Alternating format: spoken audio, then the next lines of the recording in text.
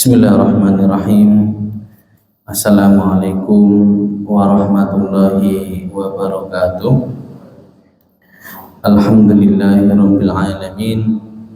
Wassalatu wassalamu ala asyrafil anbiya'i wal mursalin Sayyidina wa maulana Muhammadin wa ala alihi wa sahbihi ajma'in. Wala hawla wala quwata illa billahil aliyil azim. Alhamdulillahirabbil alamin. Pada hari ini kita dapat dipertemukan kembali dalam pengajian atau kajian mingguan Himpunan Putusan Tarjih Muhammadiyah. Dan pada minggu lalu telah kita bahas sedikit tentang muqaddimah dan juga biografi pendirian Majelis Tarjih, sejarah pendirian yang dilakukan oleh Kiai Haji Mas Mansur dengan anggota-anggota pimpinan pusat Muhammadiyah ketika itu. Walhamdulillah, pada hari ini insya Allah kita akan mereview jadi jalannya Majelis Tarjih hingga hari ini. Jadi dari ketua-ketuanya dan juga sampai programnya hari ini. Baik, jadi pada minggu kemarin telah kita bahas tentang Kiai Haji Mas Mansur sebagai pendiri Majelis Tarjih dan Majelis Tarjih setelah itu dipimpin oleh banyak orang hingga hari ini. Di antaranya yang selanjutnya adalah Ki Bagus Hatikusumo, yang selanjutnya adalah Kiai Haji Ahmad Badawi, dan selanjutnya adalah KRH Kanjeng Raden Hajid, dan selanjutnya adalah KRT Muhammad Wardan Timoningrat, dan juga yang selanjutnya adalah Kiai Haji Ahmad Azhar Bashir, dan selanjutnya adalah Kiai Ashmuni Abdurrahman, dan selanjutnya adalah Prof. Muhammad Amin Abdullah, dan juga selanjutnya adalah Prof. Syamsul Anwar, dan selanjutnya adalah hari ini Dr. Hamim Ilyas. Jadi untuk memulai kajian hari ini, mari kita buka pengajian hari ini dengan bacaan Raditu billah setunggal kali tiga. A'udzu billahi minasyaitonir rajim. Bismillahirrahmanirrahim.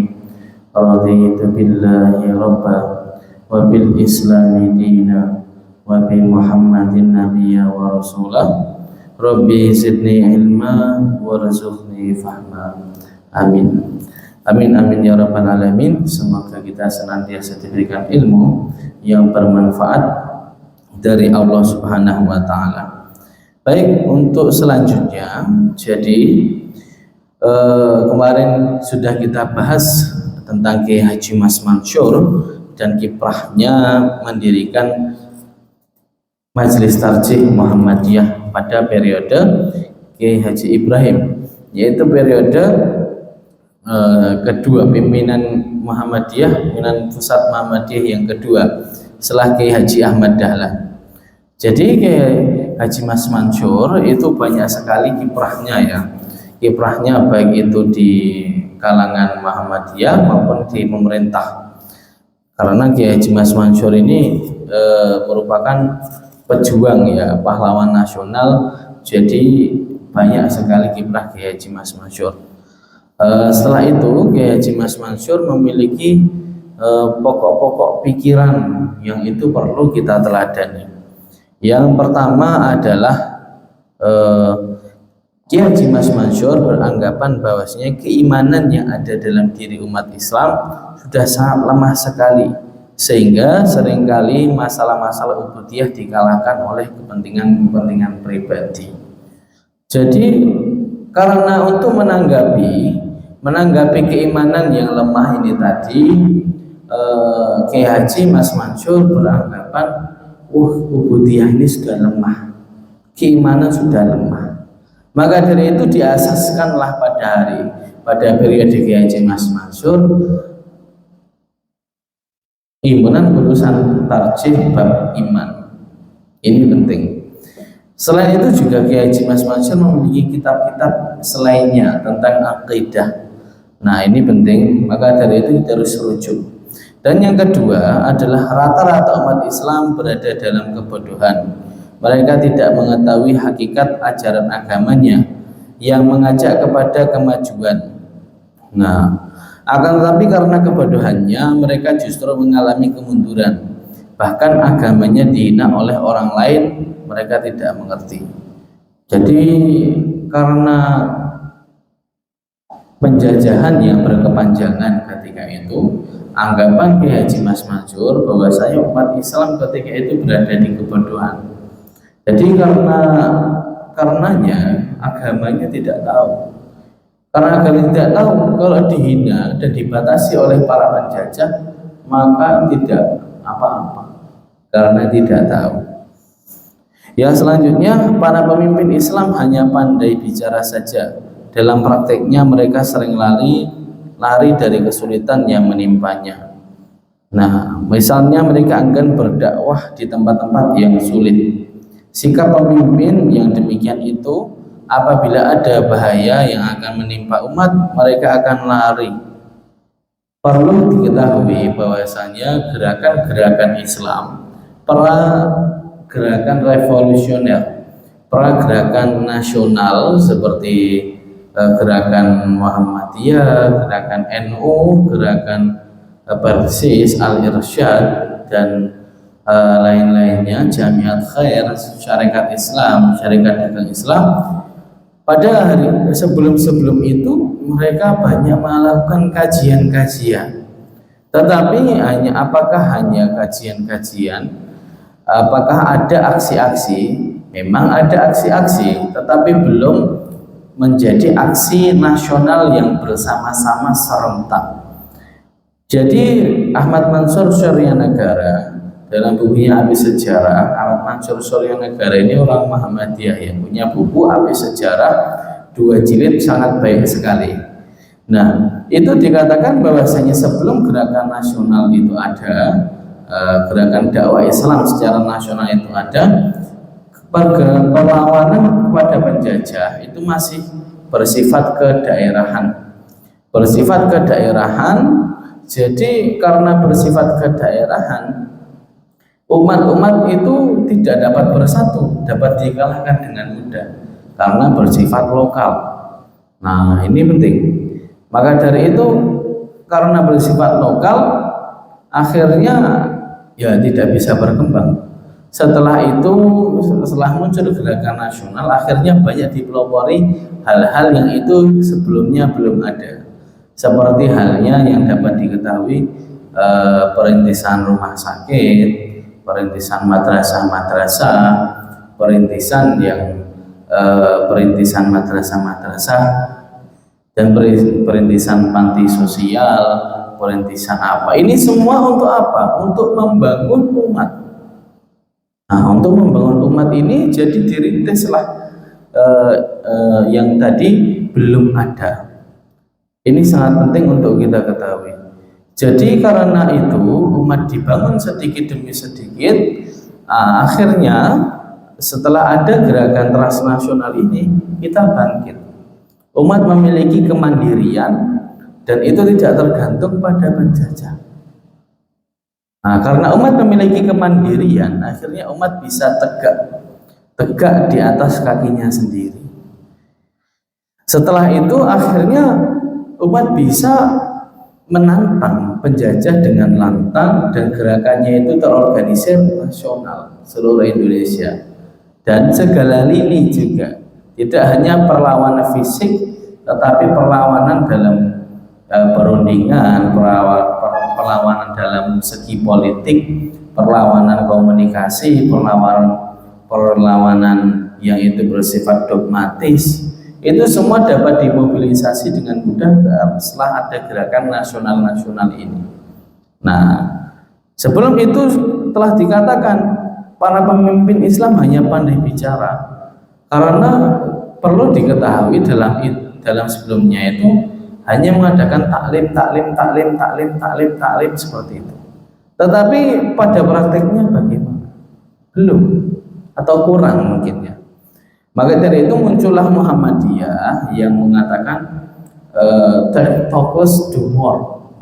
Dalam HW itu juga dikatakan sedikit bicara banyak bekerja.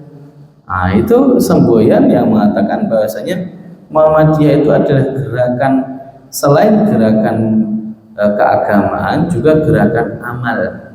Nafas Muhammadiyah, nafas dakwah ini nafas sosial. Maka dari itu nafas pendidikan, nafas amal lah, nafas untuk bekerja. Nah ini sangat penting, karena itu bisa dalam Muhammadiyah ini mempraktekkan apa yang sudah diajar, apa yang jadi dakwah bil lisan itu tercapai, dan dakwah bil amal itu juga tercapai. Jadi bil maqal tercapai, jadi taklimnya juga tersampaikan, terus amalnya juga ada. Ini pentingnya di Muhammadiyah dan baiknya.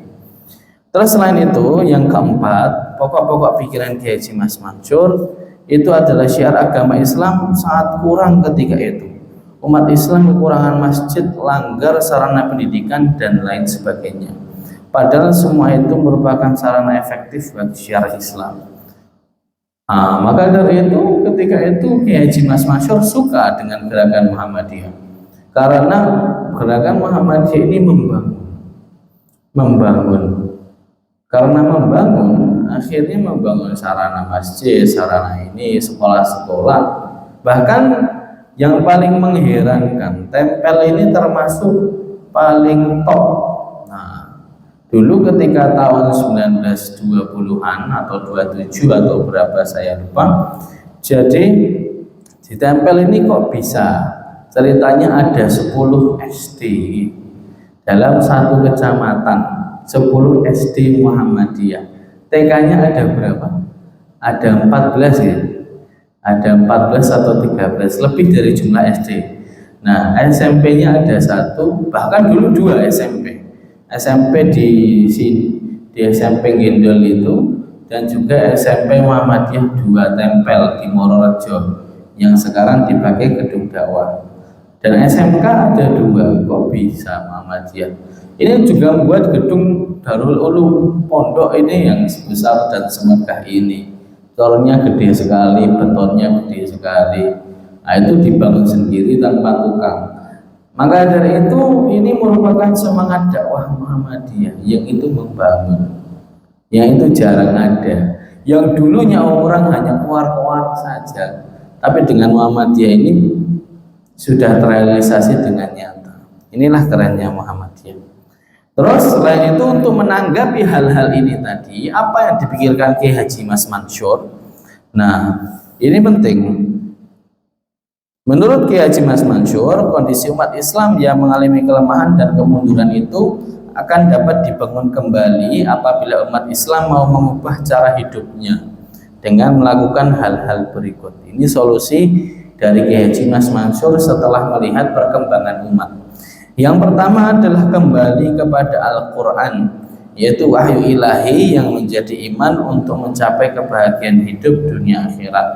Karena orang-orang ketika itu buta, banyak yang itu bagaimana ya, kita katakan dalam yang Kiai Haji Mas Mansur mengatakan banyak orang di dalam kebodohan. Otomatis ketika itu solusinya adalah kembali ke Al-Quran. Kita selami lagi Al-Quran itu isinya bagaimana, kita praktekkan. Itu solusi yang pertama dari Kiai Haji Mas Mansur.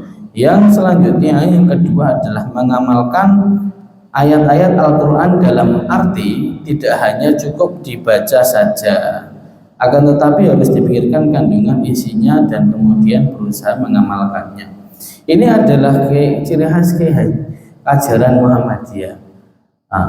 Kiai Haji Ahmad Dahlan memiliki 17 ayat. Nah, 17 ayat dan falsafahnya. Yang ini dirangkum oleh Kiai Haji Raden Hajid dalam bukunya Pelajaran Kiai Haji Ahmad Dahlan. Nah, Kiai Haji Ahmad Dahlan ini orang yang sangat mendalam sekali dalam mendalami makna Al-Quran. Dan menurut penggambaran Kiai Haji Raden Hajid, Kiai Haji Ahmad Dahlan ini orangnya khaufnya luar biasa.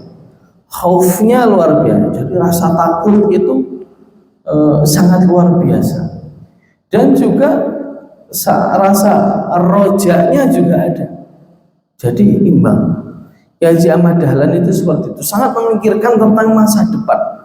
Masa depan bagaimana? Tidak hanya masa depan di dunia ini, tapi masa depan di akhirat. Maka dari itu Kiai Haji Ahmad Dahlan bahkan ketika ngaji surat Al-Ma'un, ketika itu Al-Ma'un ini dikaji terus berulang-ulang.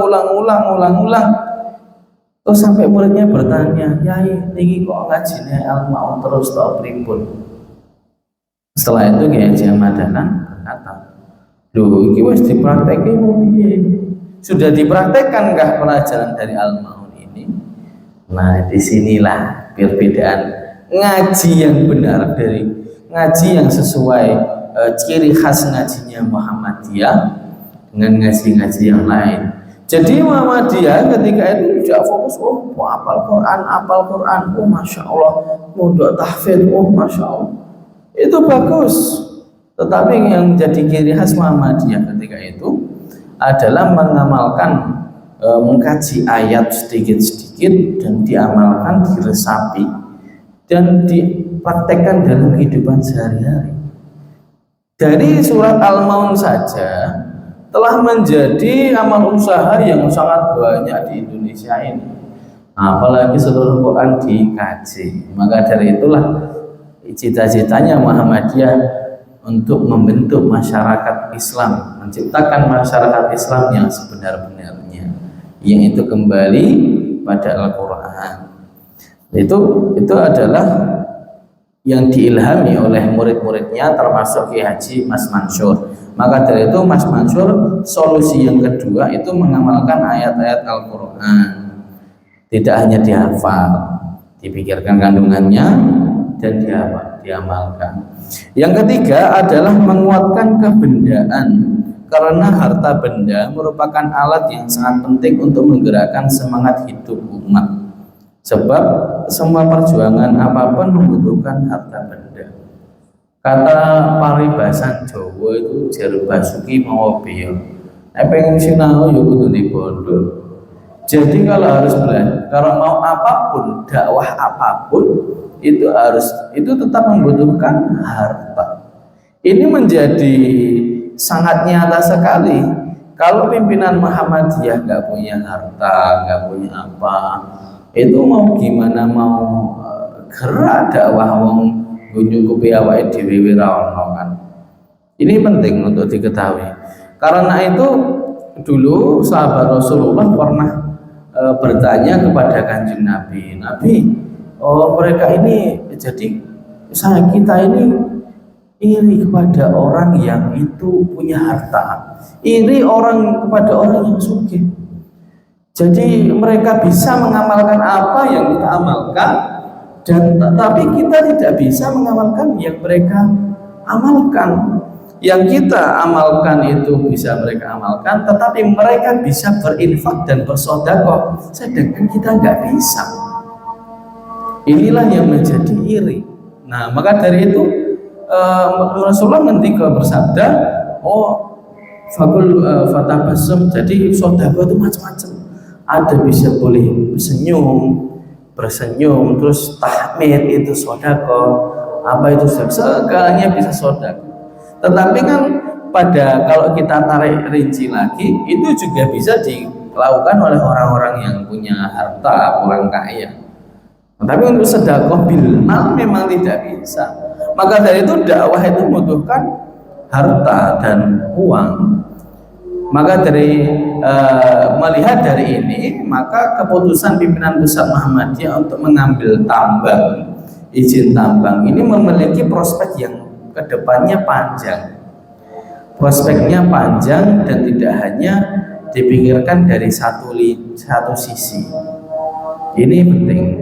Maka dari itu setelah pemaparan dari banyak pihak, dari Prof.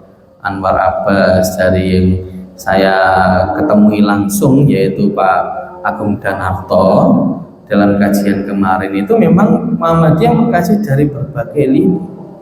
Dari lini yang itu pertama juga dalam hal kehartaan ini, dan juga lini-lini yang lain. Tambang ini kalau misalkan nggak kita ambil terus dipakai oleh orang lain, tambang ini mau nggak mau bakalan ketambang, guys. Tetapi siapa yang nambang? Kalau bukan orang Islam yang kita nambang sendiri di rumah sendiri, nanti bakalan ditambang oleh orang lain.